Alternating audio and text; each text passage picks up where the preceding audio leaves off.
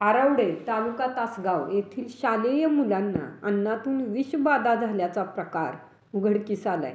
आरवडे, डोरली, पुणदीसह परिसरातील 22 मुला-मुलींना विषबाधा झाल्याची लक्षणं आहेत. घटनेची माहिती मिळताच प्रशासन तात्काळ गावामध्ये दाखल झालं. लक्षणे दिसणाऱ्या विद्यार्थ्यांवर उपचार सुरू करण्यात आले आहेत. एका मंदिरातील प्रसाद खाल्ल्यानंतर हा प्रकार घडल्याची चर्चा आहे. या घटनेची चौकशी करण्याची मागणी पालकांनी केली आहे. नेमकी आणि सविस्तर बातमी पाहण्या अगोदर बोल हटके न्यूज क्रिएशनला सबस्क्राईब करा. व्हिडिओ आवडला तर लाईक करा.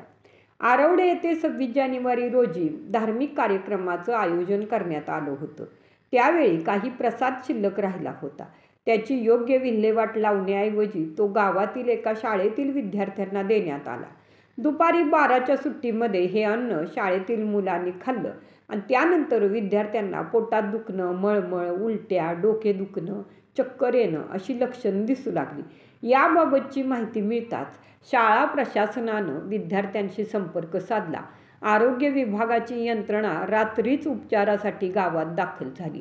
लक्षणे दिसणाऱ्या मुलांना डॉक्टरांच्या देखरेखीखाली ठेवण्यात आलं आहे. बाधितांची संख्या वाढण्याची शक्यता वर्तवली जात आहे. या घटनेमुळं विद्यार्थी व पालकांमध्ये भीतीचं वातावरण निर्माण झाले.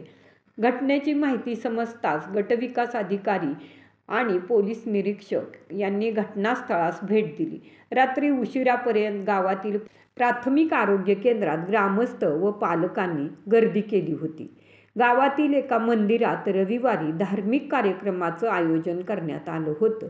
यावेळी शिल्लक राहिलेलं अन्न व्यवस्थापनानं प्रसाद म्हणून शाळेतील मुलांना दिलं आणि त्या अन्नातूनच विषबाधा झाल्याची चर्चा घटनास्थळी होती. दरम्यान मंदिर व्यवस्थापनानं आपल्या यंत्रणेकडून असा कोणताही प्रकार घडला नसल्याचं स्पष्ट केले.